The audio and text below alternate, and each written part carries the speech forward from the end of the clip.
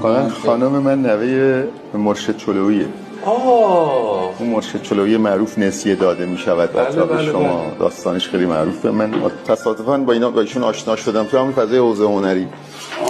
ایشون می اومد با پدرش می اومد و بعد ما با این خانواده آشنا شدیم. تیک و تاک دادی؟ یعنی شما دیگه نمیدونم چه اتفاقی افتاد، همینجوری من شعرایشون رو اصلاح کردم و شعر میگفت. دیگه با هم آشنا شدیم و ساده از دست ندادم دل پر مشغله را. برای ایشون گفتم دیگه، تا تو پرسیدی و مجبور شدم مسئله را. بخونی لطفاً اینو چشم. ساده از دست ندادم دل پر مشغله را، تا تو پرسیدی و مجبور شدم مسئله را.